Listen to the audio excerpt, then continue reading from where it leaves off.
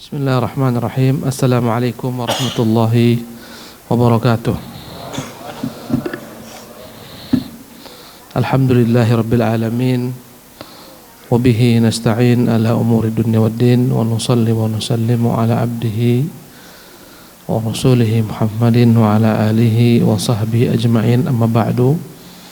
Rabbi syrah li sadri wa yassir li amri wahlul 'uqdatam min lisani yafqahu qawli.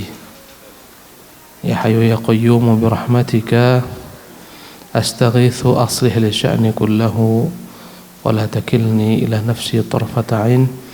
Allahumma inni a'udzubika an adhilla aw udall, an azilla aw uzal, an ajhala aw yujhal alayya, an adlima aw udlam. Para al-ikhwah fillah, para akhwat fillah, hafizakumullah jami'an. Syukur kepada Allah Jalla wa Ala, malam hari ini kembali kita dapat berkumpul di masjid ini, Baitul Ma'mur, dalam ketaatan kepada Allah Jalla wa Ala.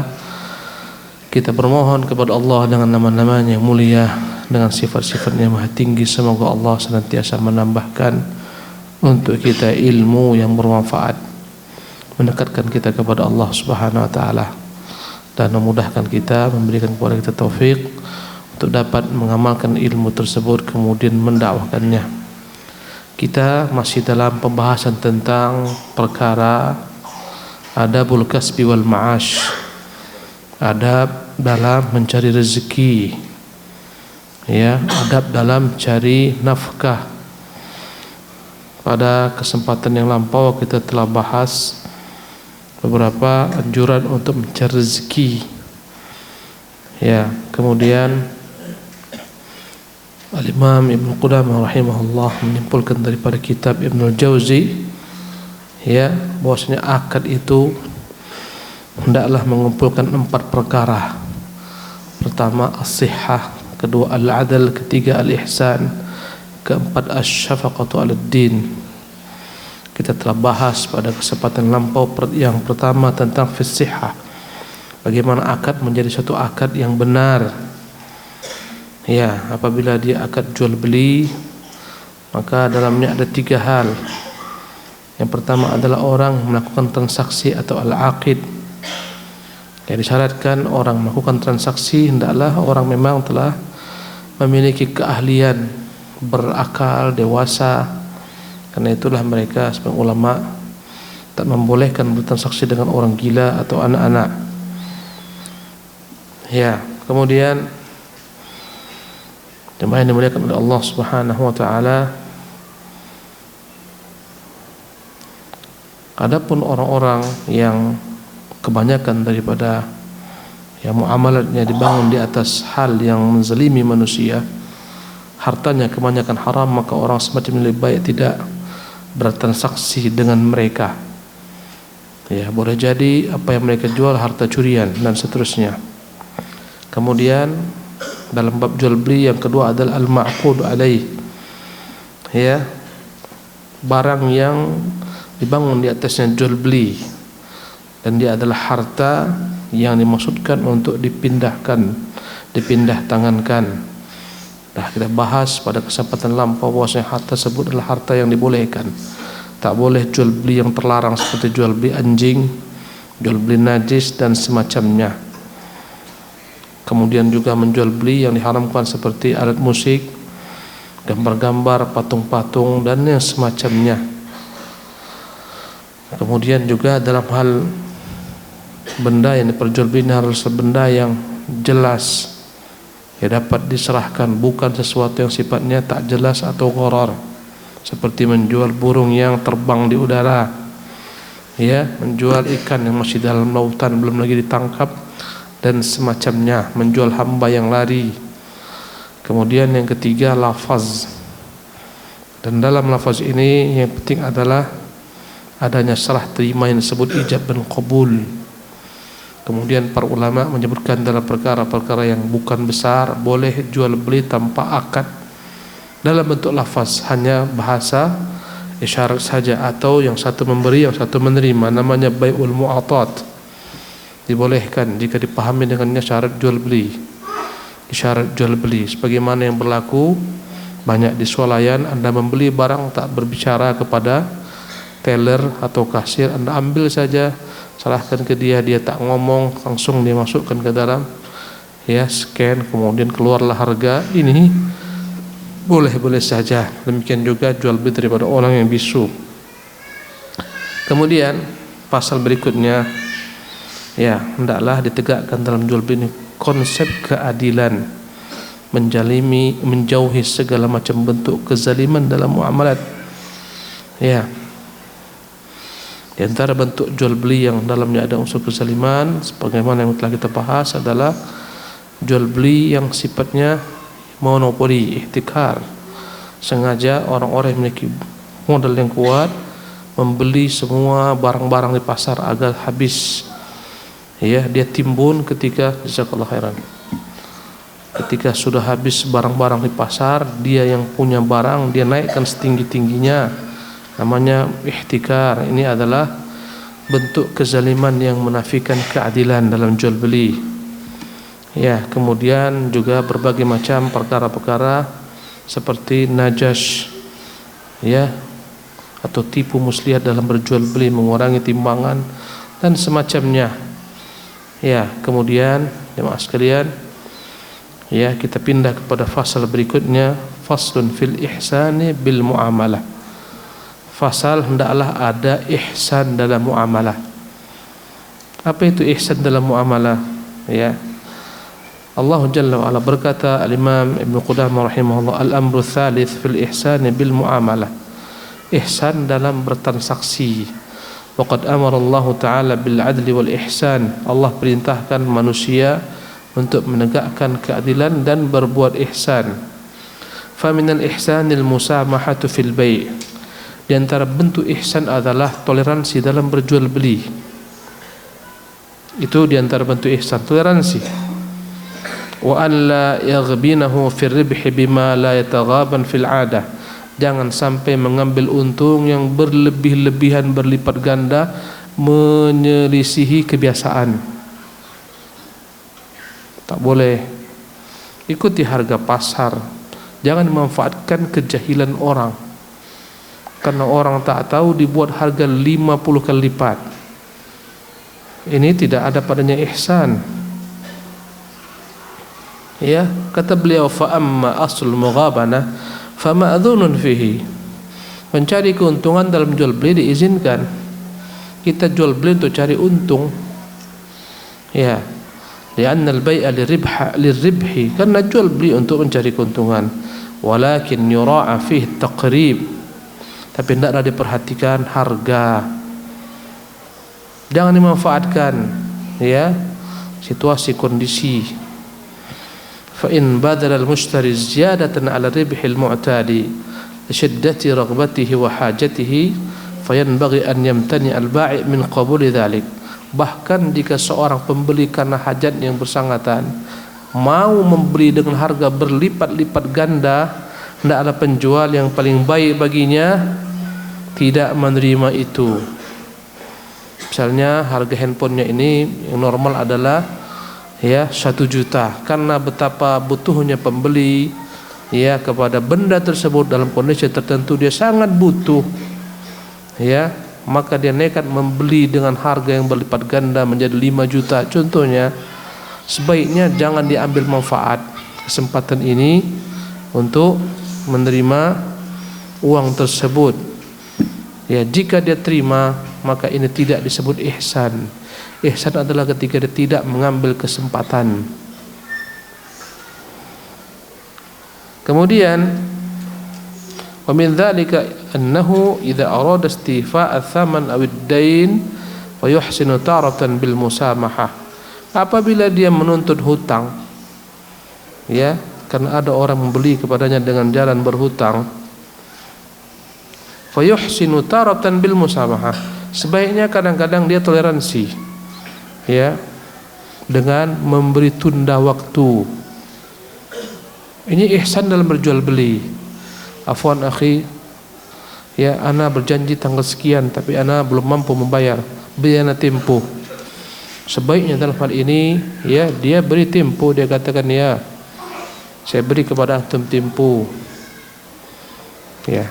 Tapi kewajiban bagi pembeli hendaklah benar-benar berupaya untuk menunaikan hutangnya secepat mungkin agar lepas daripada tanggung jawab.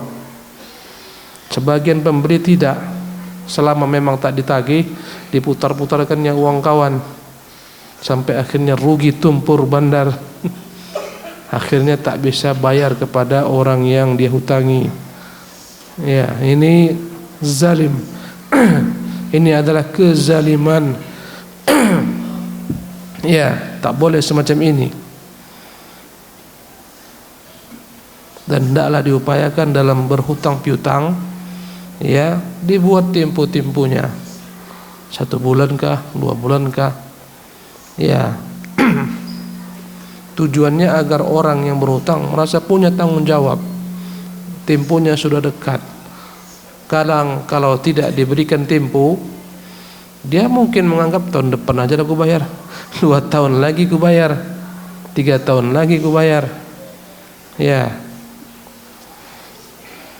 Tapi ketika jatuh tempo, memang orang ini tidak sanggup dengan berbagai macam kondisi, keadaan, halangan, rintangan, hendaklah dia toleransi memberikan tangguh. Dan itu bagian daripada ihsan dalam berjual beli. Tidak ada yang ngotot, tidak bisa harus kau berikan sekarang, kalau enggak kusita semua barang-barangmu. Wataratan ya, kadang-kadang bihattil ba'dhi, boleh dia gugurkan sebagian hutang tersebut, memutihkan sebagian hutang. Wataratan bil inzar, kadang dia beri tambah lagi tempo dengan tidak memungut bunga. Kalau dia tambah tempo memungut lagi bunga tambahan, itulah namanya riba. Karena engkau terlambat, wahai fulan, jatuhlah denda untukmu, kau bayar sekian. Ya, wataratan bit tasahul, kadang-kadang dia bermudah, sudahlah, tinggal sekian, sudah saya anggap lunas. Ya, wataratan fi jawdatin naqdi, kadang-kadang dia menuntut untuk dibayar cash dengan cara yang baik. Bayarlah cash, saya butuh uang, kali ini tolonglah antum bayar cash. Jadi inilah keadaan dia lihat kondisi. Ini bagian daripada ihsan. Wa minal ihsani an yaqila man yastaqiluhu. Di antara bentuk ihsan adalah ketika penjual menerima uzur pembeli yang ingin membatalkan jual beli setelah jadi, mengembalikan barang setelah dibeli. Dan ini adalah bagian daripada ihsan. Kadang-kadang orang membeli sesuatu, ternyata setelah dibeli ada hajat yang lebih penting daripada itu. Ya, baru saja dia beli handphone, tiba-tiba telepon, ya, ditelepon bahwasanya mungkin keluarganya di kampung butuh sekali uang. Tak ada lagi uang untuk mensupport keluarga di kampung kecuali handphone ini yang baru dia beli, dikembalikan. Dia datang kepada penjual, mohon Pak, saya mohon maaf lah, ini handphone bisa nggak saya kembalikan? Kenapa? Saya butuh sekali uangnya. Ya, yang paling baik bagi penjual menerima kembali barang tersebut, mengembalikan uang, dan tidak wajib bagi dia. Tidak wajib, tapi sangat dianjurkan. Ya, kata Nabi SAW, man aqala musliman aqalahu Allahu athratahu yaumal qiyamah. Barang siapa toleransi menerima barang yang dikembalikan, ya, dari seseorang muslim, Allah akan permudah baginya kelak, ya, menghapuskan segala ketergelincirannya di hari kiamat. Kita butuh jual beli dapat sebagai sarana kebaikan di hari kiamat. Dalam hadis yang sahih, ada seseorang yang Allah Subhanahu wa taala memudahkan segala macam hisabnya. Di hari kiamat semua dimudahkan. Sehingga dia merasa heran dan dia bertanya, "Ya Rabb, kenapa kau permudah semacam ini?" Ya, karena kau dulu berkata kepada para pekerjamu ketika menuntut hutang, permudah mereka, yassiru, mudahkan urusan mereka. Ya, maka hari ini dimudahkan urusanmu. Kadang-kadang gugurkan hutang mereka, putihkan sebagian, putihkan semuanya. Akhirnya Allah Subhanahu wa taala memberikan baginya ganjaran, Allah mudahkan juga. Subhanallah. Fa innahu la yastaqilu illa mutadarrirun bil bai'. Sesungguhnya yang minta untuk dikembalikan ya akad tersebut, barang dikembalikan, uang kembali diminta, adalah orang yang biasanya memang sangat dalam kondisi darurat. Wal ahaditsu tashhadu bi fadli hadhihi al umur al madhkurah. Dan banyak hadis-hadis yang menjelaskan tentang keutamaan menerima uzur orang yang membatalkan transaksi jual beli, namanya iqalah. Baik jual beli ataupun dalam hal ya pemanfaatan benda atau sewa menyewa. Baru saja dia sewa, dia keluarkan uang, ya kawan tersebut tak jadi masuk, rencananya sore mau masuk ke rumah, uang sudah dibayar pagi hari, udah deal, datang dia, ya mohon maaflah saya tak jadi sewa karena ini karena itu, kondisi saya sangat membutuhkan uang ini.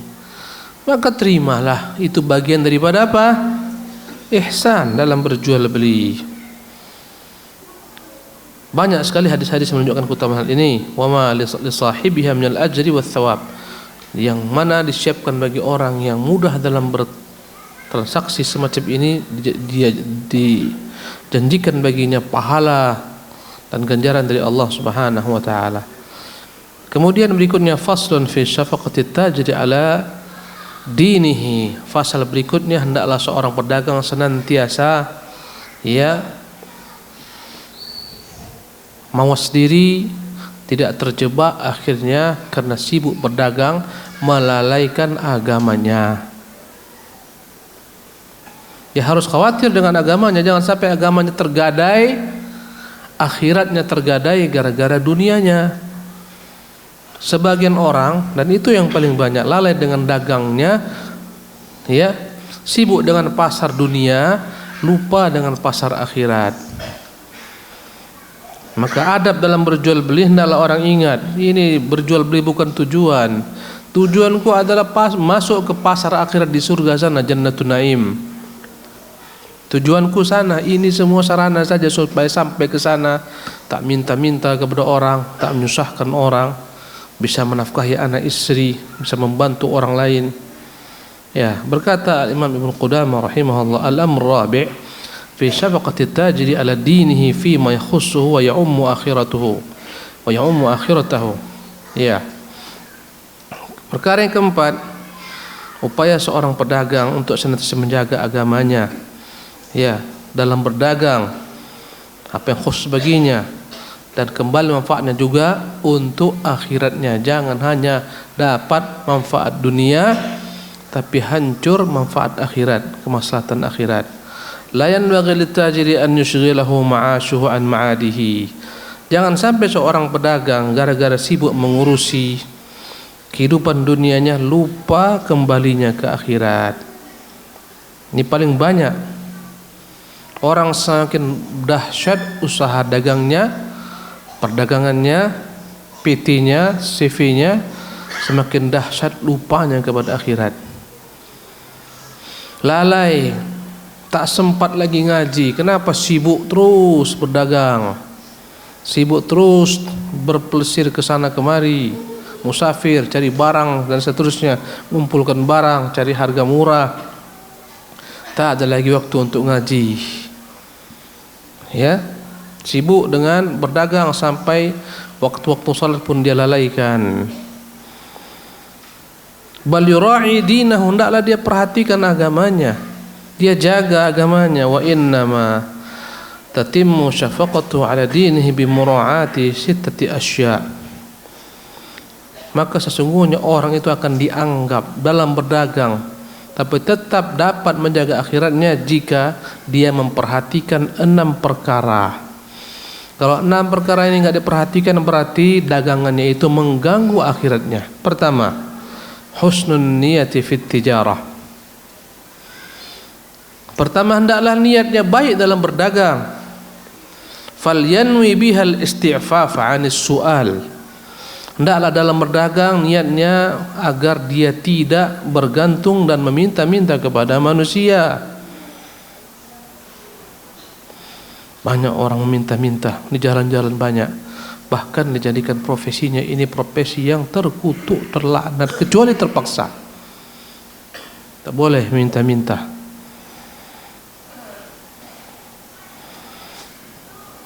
Maka orang berjual beli, berdagang, bekerja, membuat usaha apapun juga tujuannya adalah untuk dapat menjaga kehormatan dirinya dari meminta-minta. Jeleknya minta-minta. Tak ada peminta-meminta yang wajahnya itu segar bugar, pasti dibuat wajahnya lesuh. Pernah antum lihat janggal peminta-minta wajahnya segar bugar kayak antum ini? Tak ada, dibuat lesuh. Ya, pakaian pun tak mungkin pakaian yang indah-indah semacam ini. Pakaian yang paling buruk dia pakai, yang paling jelek. Tak ada tas-tas cantik-cantik kayak kita ini, tas kulit. Tasnya karung. Subhanallah. Taulah antum itu. Ya, pakai yang paling jelek. Subhanallah, ini menghinakan dirinya di dunia. Orang muslim hakiki tak akan mungkin menjadi orang seperti ini, peminta-minta. Apalagi dengan cara yang haram, sedikit memaksa, setengah maksa, ngamen di jalan, tak pintu, cereng. Ya, lebih jelek lagi, meminta-minta dengan cara yang haram. Kemudian wakaf at-tama'i 'anil nas. Dengan bekerja, berusaha, berdagang dan seterusnya, dia dapat menahan diri untuk tidak ambisi dengan apa yang ada pada manusia. Wal qiyama bi kifayatil 'iyal. Niatnya adalah dengan bekerja dia dapat menanggung nafkah seluruh keluarganya, anggota keluarganya, anak istrinya, karena tanggung jawab dia. Ya. Jika ada orang yang begitu baik salatnya, tapi anak istrinya terlantar, tak diberi makan, ini orang jahil, tak tahu agama yang hak. Liyakuna bidzalika min jumlatil mujahidin. Kalaulah niatnya dalam berusaha berdagang untuk menjaga kesucian diri, tidak meminta-minta, untuk menafkahi keluarganya, diharapkan dia masuk ke dalam golongan orang-orang yang berjihad. Kerjanya dianggap jihad, usahanya dianggap jihad. Wal yanwi an-nusha lil muslimin. Hendaklah dia senantiasa meniatkan jujur, ya, kepada seluruh kaum muslimin dalam perdagangannya, dalam usahanya. Yang kedua, poin yang kedua, an yaqsidal qiyama fi sina'atihi aw tijaratihi bi fardin min furudil kifayat. Hendaklah dia niatkan, ya, pekerjaannya, baik memproduksi barang atau menjual beli barang, niatnya adalah dalam rangka melakukan fardu daripada segala macam bentuk fardu kifayah. Ya, maksudnya apa? Dia cari pekerjaan yang mana pekerjaan ini adalah pekerjaan yang sangat dibutuhkan. Jika tidak ada yang mengerjakannya, terbengkalai urusan kaum muslimin. Ya. Misalnya apa? Satu kampung hanya dia yang bisa membuat baju, yang lain tak bisa. Hendaklah dia fokus membuat baju. Bagi dia wajib membuat baju, karena kalau andai kata dia tak buat baju, kampungnya tak pakai baju, telanjang. Ya. Jadi lihat apa yang dibutuhkan masyarakat, yang sangat mereka butuhkan. Tidak ada yang menanam kecuali dia. Kalau dia tak tanam, orang-orang tak makan, tempatnya terpencil. Ini contoh saja. Maka niatkan dengan menanam padi, menanam gandum, dia mengerjakan sesuatu yang menjadi kewajiban fardu kifayah. Kalau andai kata tidak dia tanam, bahaya. Ya. Fa inna as-sina'ata wat-tijarata law turikat batala al-ma'ashu. Karena sesungguhnya produksi, ya, dan jual beli jika ditinggalkan, maka akan hancurlah kehidupan ini. Kita butuh orang-orang produksi berbagai macam bentuk barang, pakaian, ya, diproduksi, baju, celana, macam-macam. Produksi berbagai macam kebutuhan bangunan, semen dan seterusnya. Kita juga butuh orang yang memperjualbelikan, bagian marketing yang menjual belikan produksi ini. Andai kata dua-duanya tak ada, hancurlah kehidupan. Subhanallah, karena kita sangat bergantung dengan manusia-manusia ini. Illa anna minas sina'ati ma huwa muhimmun. Tapi ya, dalam produksi ini ada yang produksinya itu adalah benda-benda yang sangat urgen, penting sekali. Wa minha ma yustaghna anhu. Ada yang sifat produksi tidak begitu penting. Kalaupun tidak dikonsumsi orang, tidak dibeli orang, tak bahaya. Ya, hendaklah dia cari kira-kira kebutuhan primer, ya, yang sangat dibutuhkan manusia. Kalau boleh memilih, pilih kebutuhan primer daripada kebutuhan pelengkap sekunder. Daripada jual kosmetik, baiknya dia jual sesuatu yang sangat mendasar, pakaian wanita yang syar'i contohnya. Dibutuhkan wanita dan ini wajib mereka berpakaian syar'i. Kosmetik tambah kosmetik pun nggak ada masalah. Dipilih-pilihlah mana yang lebih utama, yang sifatnya fardu kifayah, baru yang selanjutnya. Ya, likaunihi muta'alliqan bizzinati aw talabit tana'um. Hendaklah dia pilih yang paling penting, ya, daripada harus memproduksi barang-barang, benda-benda yang hanyalah merupakan kebutuhan sekunder atau pelengkap saja.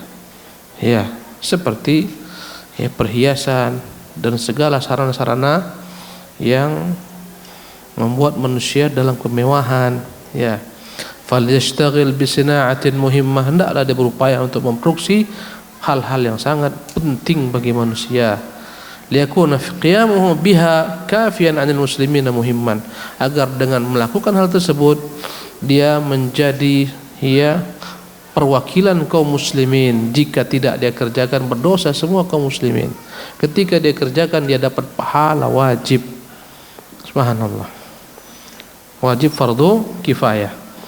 Wal yajtanib sina'at as-siyaghah wad-daqsha wa tashyid al-bunyan bil jissi wa jami'a ma yuzakhrafu bihi fa innahu makruh. Hendaklah dia, kata Ibnu Qudamah, menjauhi segala macam produksi yang sifatnya adalah tidak begitu dipentingkan, bahkan bagian daripada kemewahan, seperti ya seni melukis, kemudian seperti seni ya memperindah berbagai macam bentuk bangunan-bangunan dengan berbagai macam batu-batu ya yang bagus-bagus, yang mahal-mahal, ya, dan segala sesuatu yang tujuannya hanyalah sebagai hiasan belaka, bukan kebutuhan mendasar. Fa innahu makruh. Karena hal-hal semacam ini tidak haram, tapi tidak disukai. Subhanallah.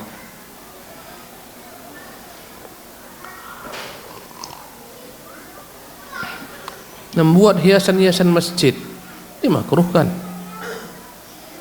Ya. Dan di antara tanda-tanda hari kiamat adalah zakhrafatul masajid. Masjid dibuat hiasan-hiasan, figura-figura, ornamen-ornamen. Ya. Ini perkara yang dimakruhkan. Kadang-kadang membuat berbagai macam ya kolam-kolam, landscape yang indah-indah. Lebih utama dia buat bangunan, karena ini perkara yang tidak menjadi suatu kewajiban. Andai kata bisa memilih, ya, andai kata semua orang buat hal ini, tak ada tempat bagi kecuali buat yang semacam ini, buat landscape, hiasan dan seterusnya, maka tak mengapa dia lakukan. Kemudian ya, wa minal ma'asi, adapun perkara-perkara yang dianggap bagian dari maksiat, khiyatatul khayyati al-quba'a ad-dibaja lirrajul. Ketika seorang tukang jahit menjahitkan jenis-jenis pakaian yang terbuat dari sutra untuk laki-laki, padahal itu diharamkan. Tak boleh laki-laki pakai sutra, haram baginya. Jika dia paksakan diri, maka dia telah mencari nafkah dengan cara yang haram. Karena dalam Islam sutra itu untuk kaum wanita. Atau seorang tukang emas dia tempahkan untuk laki-laki emas berupa rantai, gelang, haram baginya. Tak boleh. cincin emas. Wa yakrahu an yakuna jazzaran, dan dimakruhkan seorang itu menjadi tukang begal. Tahu tukang begal? Tukang potong. Li'annahu yujibu qasawatal qalbi, karena biasanya orang yang tukang sembelih ini ya hatinya akan mengeras. Karena orang itu akan dipengaruhi dengan pekerjaannya. Aw hajjaman, ya, atau menjadi tukang bekam karena berkaitan dengan darah dan seterusnya yang najis, kecuali memang sangat dibutuhkan. Tak banyak orang mau melakoninya. Dengan adanya dia membekam ini, terwujudlah kemaslahatan lebih besar. Karena andai kata semua orang tak ada yang membekam, akan hilang sebagian kemaslahatan. Bahkan Nabi pun berbekam. Bahkan Nabi pun memberi upah kepada tukang bekam. Ya. Ini andai kata boleh memilih dan ada yang memiliki profesi semacam ini, tak usah kita ambil profesi ini, yang lain yang lebih utama. Aw kannasan lima fihi mubasyaratun najasah. Jangan pula ya sebaiknya tidak dia mengambil profesi sebagai ya tukang ya sampah, ya, karena biasanya dia akan senantiasa ya ini berdekatan dengan berbagai macam benda-benda yang najis. Tukang sampah, ya, andai kata boleh memilih, jika tak ada pilihan lain, lakukan halal. Ya, semua sudah penuh, tak ada kerja yang bisa lakukan kecuali menjadi bagian ya tukang pungut sampah-sampah, ambil, lakukan. Tapi jika boleh memilih, jangan. Subhanallah, biasanya yang jadi tukang sampah ini karena dia tak ada pilihan lain, ya enggak? Tak ada pilihan lain. Au fi ma'nahu dabbaq, atau yang semacamnya, yaitu dabbaq. Dabbaq adalah orang yang kerjanya mencuci kulit, membersihkannya, menyamaknya agar dapat digunakan, dimanfaatkan. Wala yajuzu akhdhul ujrati ala ta'limil Qur'an. Berkata Ibnu Qudamah, tidaklah boleh orang mengambil upah dalam mengajarkan Quran. Hal ini diposisikan di kalangan ulama. Ya. Sebagian melarang, sebagian membolehkan. Kebanyakan ulama membolehkan, ya, sebagaimana yang dinukil oleh para ulama dari dalam Sahih Bukhari, bahwasanya Nabi SAW membolehkan sebagian sahabat membaca Quran dan mengambil upah daripadanya untuk meruqyah. Bahkan Nabi mengatakan, fa inna haqqa ma akhadtum alaihi ajran kitabullah. Sesungguhnya sebaik-baik perkara yang kau mengambil upah daripadanya adalah membaca kitab Allah Subhanahu wa taala. Ya. Kemudian sebagian ulama memberikan jalan keluar. Kata mereka, yang dia terima itu bukanlah gaji mengajarkan Quran, tapi dia terima adalah gaji ketika dia menyisihkan waktunya untuk mengajarkan orang Quran. Ya. Wal ibadat, mengambil gaji dari mengajarkan ibadat. Wa furudil kifayat, mengajarkan berbagai macam kewajiban-kewajiban, janganlah diambil, kata mereka. Tetapi jika dengannya terbengkalai anak-anak kaum muslimin, tak ada yang mengajarkan anak-anak kaum muslimin karena mereka tak bergaji, tak ada sekolah-sekolah, anak-anak tak sekolah, muncul kerusakan, maka ketika itu menjadi hal yang lumrah kalaulah para guru-guru yang mengajarkan berbagai macam ilmu agama mengambil upah. Kata para ulama, dia mengambil upah bukan dengan mengajarkan ilmu syariat karena tingginya ilmu syariat, tak mampu dibayar, tapi dengan waktu yang dia luangkan untuk mengajar, sehingga membuat dia tak lagi mampu fokus mencari nafkah di luar mengajar. Bayangkan andai kata diharamkan mengambil upah dalam mengajar agama, tak ada orang yang mau mengajar karena tak ada waktu baginya. Ya, terbengkalai banyak kaum muslimin. Karena itulah dalam hal-hal semacam ini dibolehkan mereka mengambil upah. Demikian juga dibahas tentang upah seorang muadzin, upah seorang imam dan semacamnya. Subhanallah. Jadi kata para ulama, jangan dianggap dia mengambil upah dengan azan, tapi upah dia menjaga waktu tiap saat. Waktu azan dia datang menjaga waktu azan, mengumandangkan azan, sehingga dia meninggalkan segala macam hal lainnya. Ya. Kemudian al-thalith yang berikutnya, alla yamna'uhu suqud dunya an suqil akhirah. Jangan sampai kesibukan dia di pasar-pasar dunia membuat dia lalai, akhirnya terbengkalai pasar akhiratnya. Sibuk dia dengan berdagang, membangun rumahnya di dunia, lupa rumahnya di akhirat. Wasuqul akhirati al-masajid. Pasar negeri akhirat itu adalah masjid-masjid semacam ini. Jangan sampai lalai gara-gara dunia, tak lagi datang ke pasar akhirat masjid, sibuk dengan perdagangannya. Masjid pun tak tertengok lagi, tak terkunjungi, tak didatangi. Ya, kadang-kadang memang ujian bagi seorang ketika jam-jam sholat, ketika itulah banyak pelanggan. Restoran ramai ketika jam sholat. Kadang-kadang ya, warung-warung nasi, kadang-kadang kedai-kedai, toko-toko ramai ketika sholat asar, sholat zuhur, ketika itulah ujian. Akhirnya dia tak berjemaah ke masjid, tak pergi ke masjid, lalailah dia. Sementara Allah menyebutkan para sahabat, memuji para sahabat, rijalun la tulhihim tijaratun wala bai'un an dzikrillah wa iqamis salati. Mereka lah para lelaki sejati yang tak pernah lalai dibuat jual beli, dagang dan seterusnya dari mengingat Allah dan mengerjakan salat. Yakhafuna yawman tataqallabu fihi alqulub wal absar, karena mereka takut datangnya suatu hari yang ketika itu pandangan dan hati berbolak-balik. Jangan sampai lupa dengan pasar akhirat. Fayanbaghi an yaj'ala awwal an-nahar ila waqti dukhul suq li akhiratihi. Hendaklah dia ya setelah salat subuh, setelah dia mengerjakan zikir-zikir, kira-kira naik sepenggalah, mulailah dia bekerja. Nanti sudah dekat waktunya zuhur, tinggalkan, masuk ke dalam masjid, masuk ke pasar akhirat.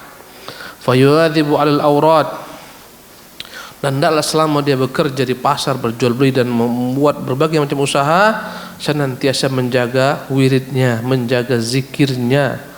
Wa qad kana salihus salafi min at-tujar yaj'aluna awwal an-nahar wa akhirahu lil akhirati.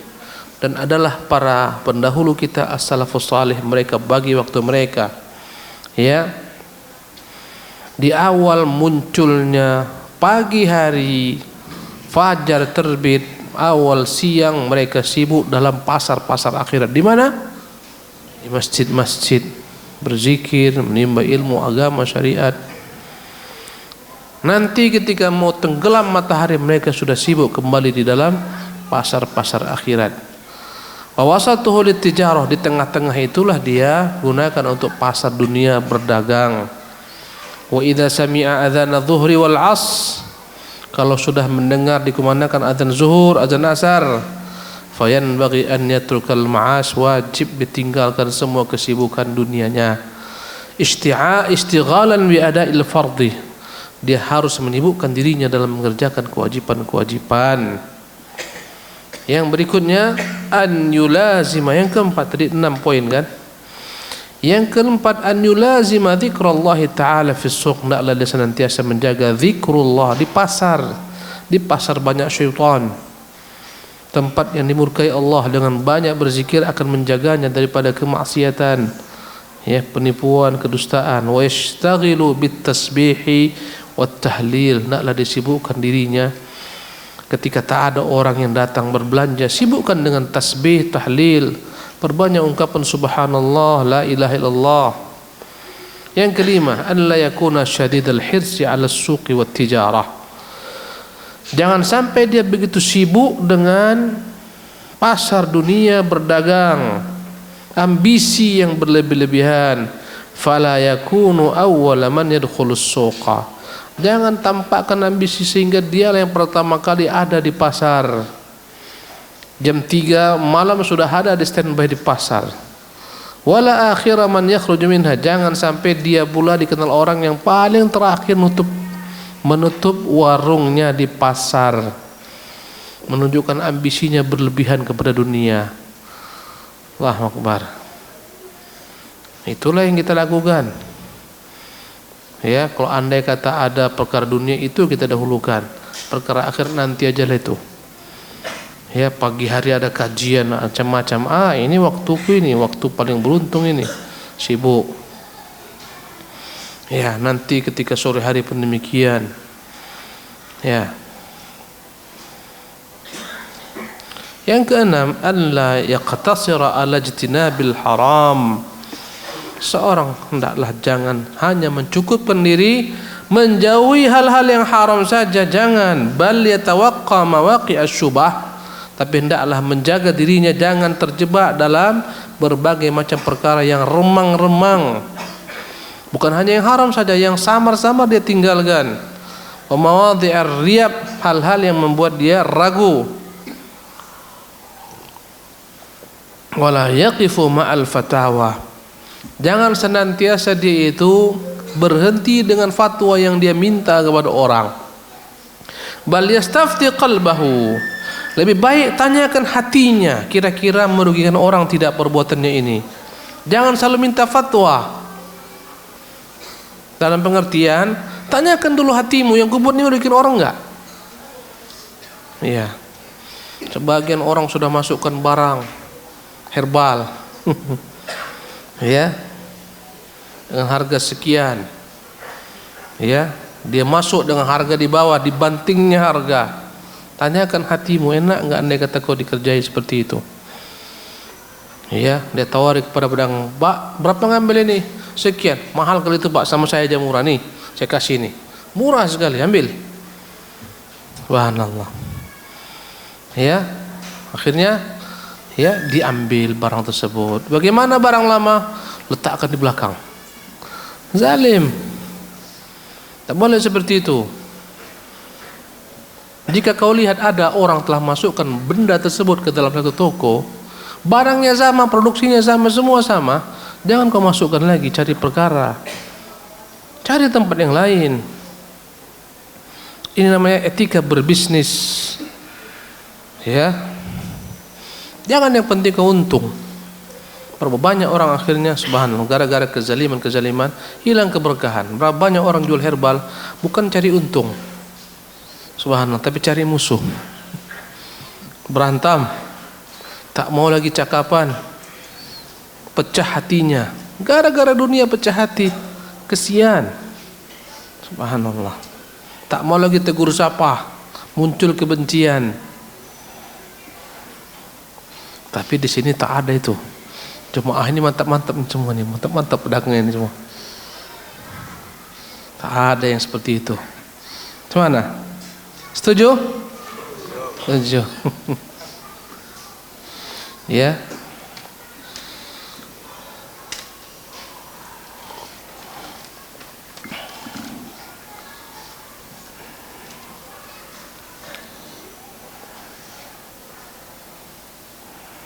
Ya. Kita baca bayanul halal wal haram, penjelasan antara halal dan haram. I'lam anna talab al-halal fardun ala kulli muslim. Ketahuilah, mencari sesuatu yang halal wajib bagi setiap muslim. Wa qad idda'a katsiran min al-juhali 'adam al-halal. Banyak orang-orang bodoh mengatakan sekarang tak ada lagi yang halal. Semboyan sekarang ala ustaz, jangankan yang haram, jangankan yang halal, yang haram pun payah dapatnya. Itu semboyan sekarang nih untuk menghalalkan yang haram agar dia menggasak yang haram. Jangan ustaz, payah sekarang ini. Yang halal itu, jangankan yang halal, yang haram pun payah dapatnya, yang haram. Apalagi yang halal, seolah-olah sudah mustahil mencari yang halal. Banyak orang-orang jahil mengatakan sekarang di dunia ini tak ada lagi yang halal. Wa qalu lam yabqa minhu illa al-ma' al-furat. Kata mereka yang hanya halal tinggal air itu saja, air sungai. Air sungai Efrat itulah minum, itu yang halal. Selainnya semua campur dah. Syubhat semua. Bercampur dengan haram. Ini orang bodoh. Ya. Wal hashish an-nabat, yang halal itu tinggal sekarang ilalang saja. Ya, wa ma ada dzalika faqad afsadatul muamalatul fasidah.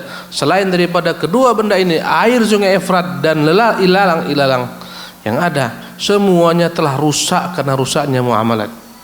Ini kata mereka, kata orang jahil, jangan pedulikan. Masih banyak yang halal. Banyak orang sekarang mau meninggalkan bekerja ini haram, alasannya payah Ustaz cari kerja sekarang, nganggur, nanti Ustaz mau ngasih makan saya. Mana pula saya kasih makan dia? Carilah kerja sendiri, ya kan? Kadang-kadang kita larang, ini riba. Ustaz mau kasih pinjam saya uang, nggak berbunga, sini modal. Itu urusanmu. Dia balik kan gitu, alah ngomong haram-haram, sini sedikit berikan saya modal. Subhanallah. Ya, yang kau cari sendiri dengan jalan yang halal. Tak ada lagi halal, kau berdusta. Banyak orang makan dengan jalan halal. Banyak orang tak pinjam dari Bang Udin, Bang Buyung, Bang Ucok, bisa dia hidup.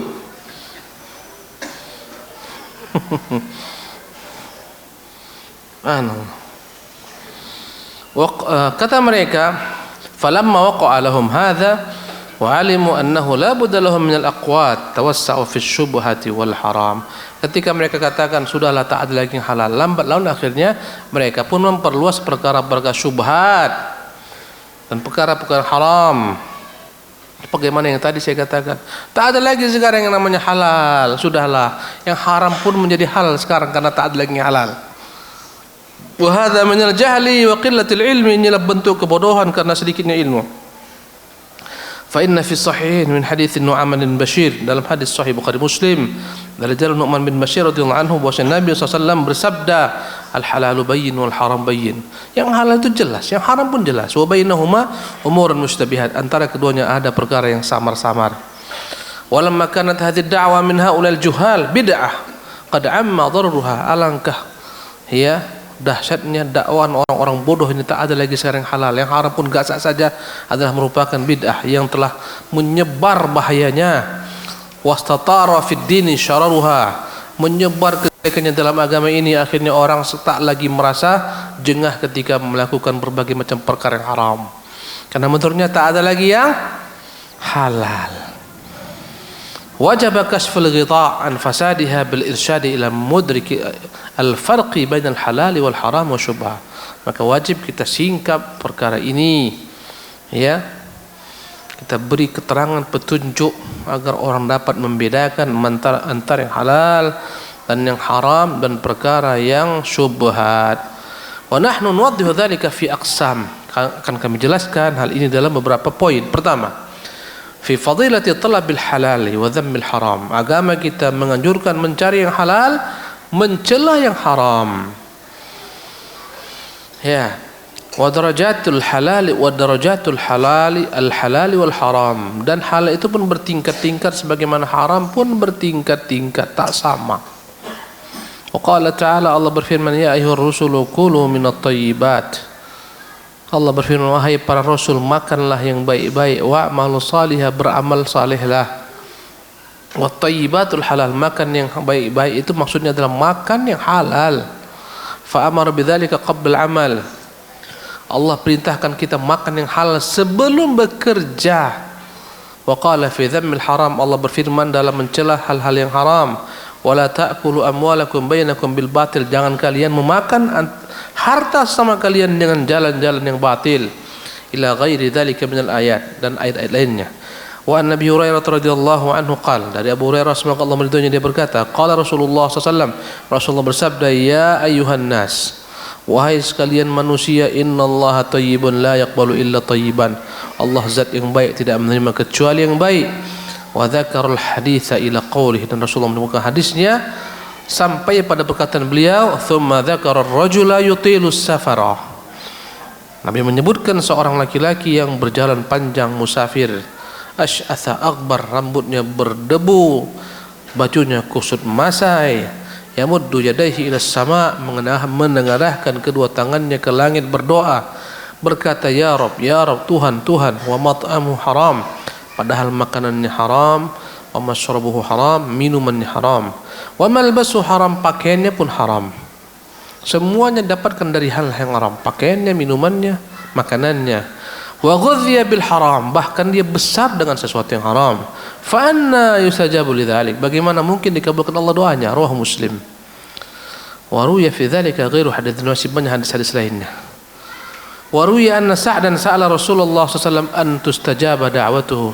Diriwayatkan bahwa Sa'ad bertanya kepada Rasul bagaimana supaya doanya dikabulkan Allah. Faqala lahu, maka Rasulullah menjawab, atib ta'mataka tustajab da'watuka. Kau benar-benar sempurnakan makananmu dari hal-hal yang haram, niscaya akan diterima, dikabulkan doamu.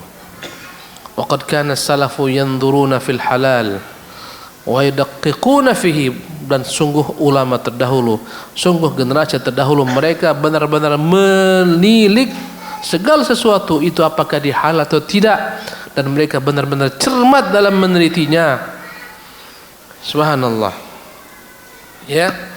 Fa akala Abu Bakr As-Siddiq radhiyallahu anhu syai'an min syubhatin thumma qa'ahu. Bahkan Abu Bakar suatu ketika makan harta syubhat. Bagaimana ceritanya?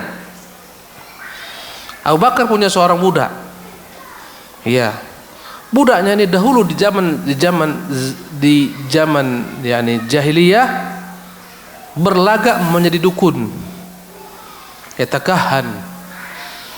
Ya, ternyata ada orang yang dia kerjai ya dalam praktek perdukunan, terwujud keinginannya, manjur praktik perdukunannya.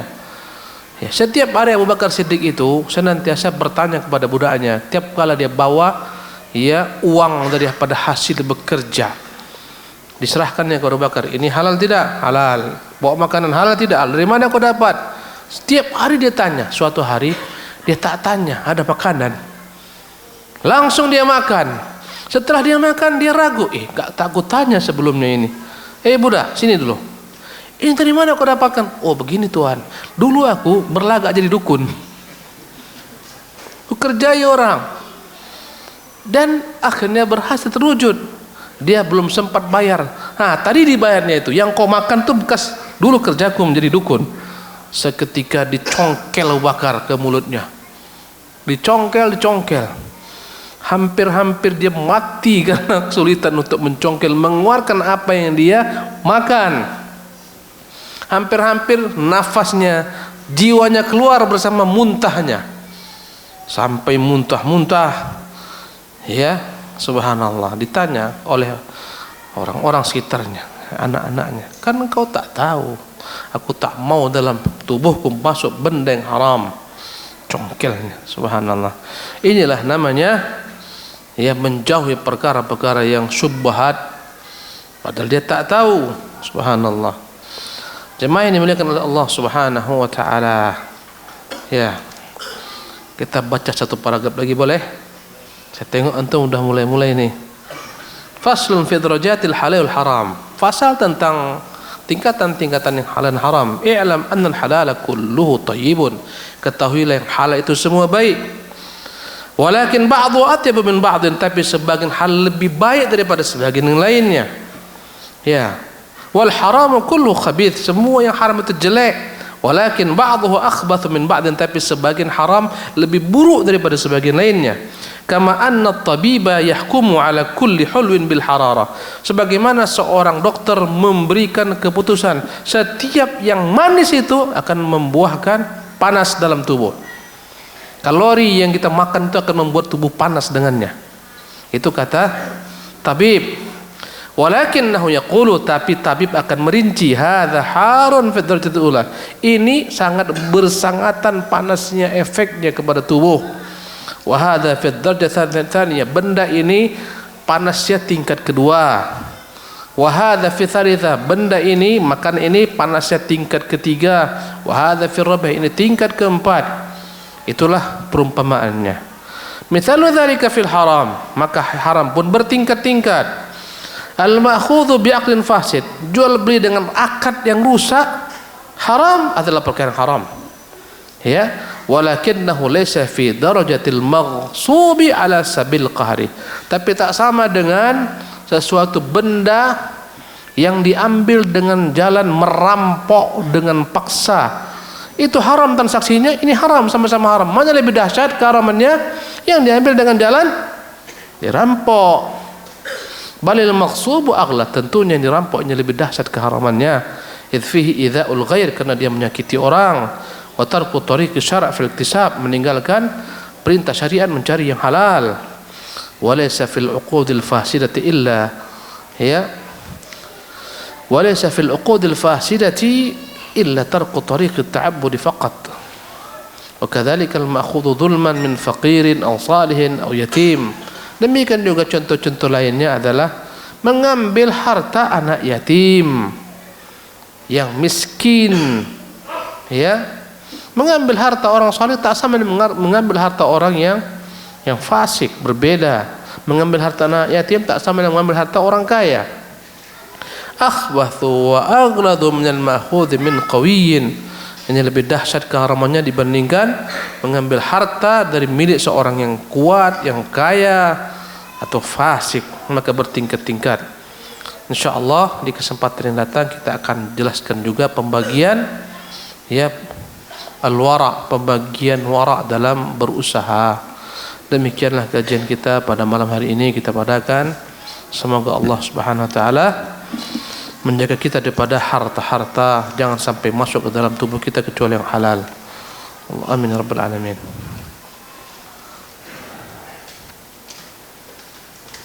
Ustaz, dalam surat An-Naba dikatakan kami jadikan malam itu untuk pakaian, wal laila libasa, wan nahara ma'asyan, kami jadikan siang untuk mencari nafkah. Maksudnya menjadikan sebagai pakaian tempat orang berlindung, bernaung. Malam menyelimuti manusia untuk beristirahat sebagaikan pakaian menyelimuti manusia daripada kepenatan siang. Anak kerja terkadang kerja malam, kadang siang. Apakah kerja shift ini menyalahi syariat? Tidak. Dikatakan cari kerja itu di waktu siang, ini lil ghalib, kebanyakan orang mencari nafkah di siang hari. Dan dalam kaidahnya al-hukmu lil ghalib, yang menjadi suatu standar hukum itu adalah yang kebanyakan orang. Makanya dikatakan wan nahara ma'asya, siang waktu bekerja, karena sebagian besar orang bekerja di siang hari. Dan sebagian besar manusia tidur di malam hari. Tapi terkadang ada manusia yang terbalik. Siang hari dia tidur, malam hari dia bekerja, seperti penjaga malam. Tak mengapa. Di tempat kerja kami, atasan selalu menyerukan kerja adalah ibadah. Apakah kalimat itu sahih? Sahih. Kerja ibadah jika diniatkan dengan niat yang benar. Niatnya untuk menafkahi anak istri, niatnya untuk menjaga diri, tidak minta-minta kepada manusia. Ibadah. Tapi andai kata kerja untuk mengumpulkan bekal untuk berzina, kenapa aku kerja? Modal untuk menggait cewek. Karena kalau nggak ada uang cewek tak mau. Sekarang cewek matri di mana-mana. Karena itulah aku gigih bekerja ini. Tak dapat pahala, dapat dosa dengan niatnya. Bagaimana hukum menjual barang KW di negara Indonesia? Banyak sekali transaksi dengan barang-barang KW. Yang jelas barang-barang yang bajakan adalah barang-barang yang tak boleh diperjualbelikan karena ada hak cipta. Dan hak cipta adalah hak yang harus dihormati. Tak boleh kita merugikan orang yang punya hak cipta, diambil hak ciptanya. Jual beli kucing, hukumnya apa? Hukumnya haram, tak boleh. Rasulullah melarang mengambil perniagaan dari hasil jual beli kucing.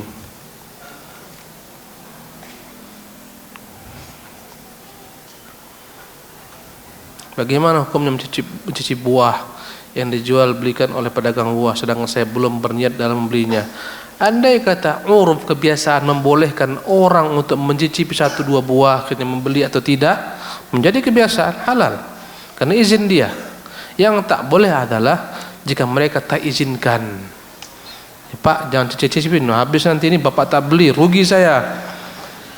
Itu berarti tak boleh. Ketika uruf, bahkan dikatakan coba aja bu, silakan coba kawan semuanya, boleh. Tapi namanya coba bukan sekilo. Kurang manis pun pak. Rugi orang. Jangan merugikan. Ikuti kebiasaan. Ini bertanya tentang jual beli PU. purchase order. Saya gini-gini saya nggak paham nih. Maksudnya apa? Apa transaksinya? Tanyakan kepada ustadz-ustadz yang lebih paham dalam hal ini mungkin. Ya. Kadang-kadang saya gagap apa namanya iptek dalam hal semacam ini. Gaptek ya. Salah lagi. Coba ya. Ya. Apa itu beli PO ini? Purchase order. Tak tahu saya. Sifati dulu dia, nanti saya perhatikan. Nah. Apa itu PO? Pesan dulu. Setelah pesan, kirim. Yang jelas andai kata kita pesan barang, uang tak ada, barang pun tak ada, ini dilarang.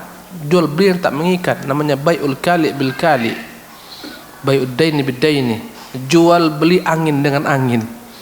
Pesan, apa yang kau pesan? Benda A pun tak ada sama kawan. Kalau mau serius kau kirim uang, namanya bai'us salam. Saya pesan ini uang, carikan, bai'us salam. Atau kau menjual sesuatu yang memang telah kau miliki, atau kau memiliki hak untuk menjualkan barang-barang orang ke perwakilannya, boleh.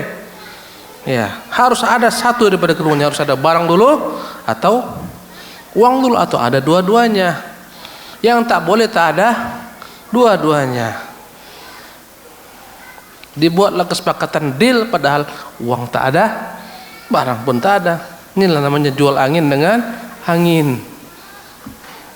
Kalau anda kata pesan, boleh aja pesan.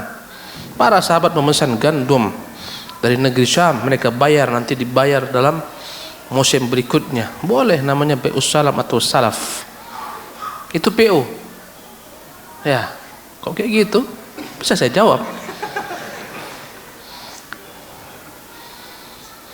Ana diamanahi untuk mengelola kontrakan milik orang tua. Ada beberapa penghuninya yang selalu menunda pembayaran dengan alasan belum ada uang, padahal sehari-hari Anda melihat untuk